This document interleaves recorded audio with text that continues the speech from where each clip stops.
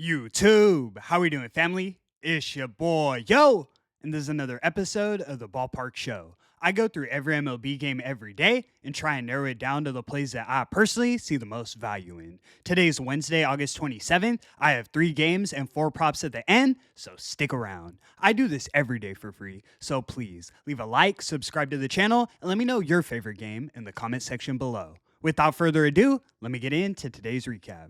Recapping yesterday, we went 1-1. We split our highlighted plays. We were this close to the sweep, but decent day overall. First, we took the Arizona Diamondbacks on the money line in Milwaukee against the Milwaukee Brewers. A thriller to say the least. I can't even be too mad at this one. I do have to mention there was some pretty significant line movement pregame. When I made yesterday's video, Arizona was plus 132 on the money line, but by first pitch, I was seeing plus 170. That changes the dynamic. Regardless, the Brewers got off to a hot start, 6-0 by the 4th inning and 8-3 going into the 7th. The Diamondbacks rallied crazy in the late innings, but they left some runners on base and came up short. Final score was 9-8 Brewers. Next, we took the San Diego Padres on the money line in Seattle against the Seattle Mariners. I'd be lying if I said I wasn't sweating. Mariners scored 6 runs in the 5th to take the lead. Pressure. I was able to get plus 200 on the money line live at that point, though, so it did work out. The Padres' bats and bullpen came through in a big way. 2-run go-ahead in the 6th, and they shut them out for the rest of the game. Final score was 7-6 Padres. We also cashed the over in that Blue Jays-Twins game, so 2-1 overall, but nothing to write home about. We're now 18-20 on all highlighted plays in August. Let's get back in that win column today. Without further ado, let me get into today's games. In our first matchup, we have the San Diego Padres in Seattle taking on the Seattle Mariners. Mariners are minus 141 on the money line, and the total is 8 runs. On the mound, we have Yu Darvish going for SD, and we have Brian Wu going for Seattle. These are 2 really high-level starting pitchers. Wu obviously has the better current numbers, but I expect dramatic improvement from Darvish, especially considering he's only had 9 starts since coming back from injury. Wu's had an outstanding start to his career, 3 seasons and a .99 whip. To put it in perspective, though, Darvish is in his 13th season, and he has a 1.1 career whip. Similar numbers, but one guy has a decade of experience under his belt.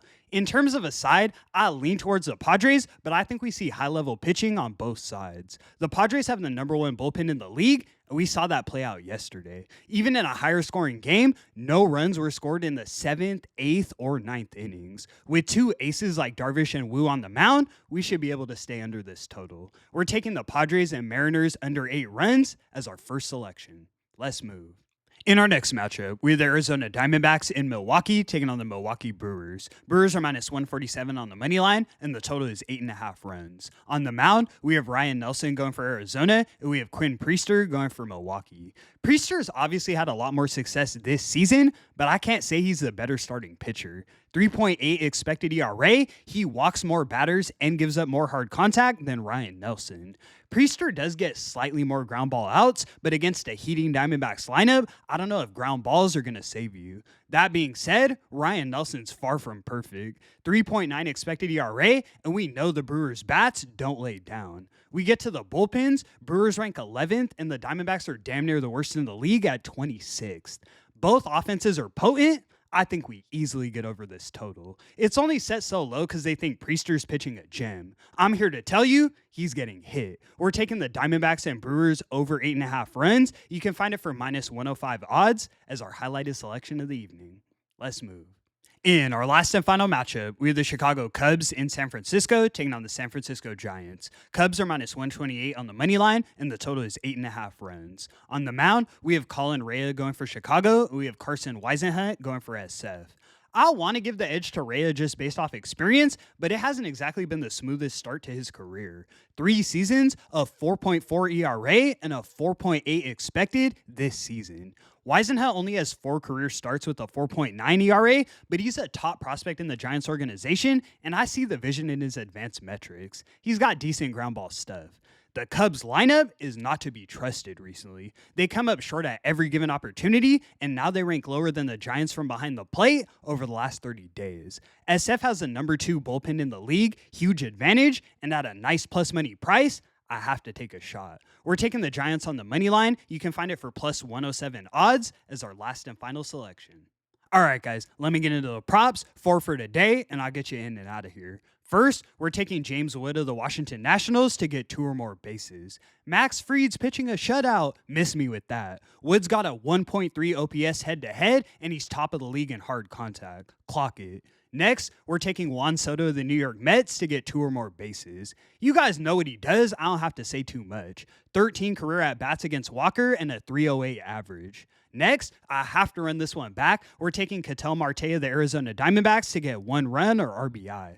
I'm telling you, the D-backs are getting to Priester. Marte's their best hitter. I have faith.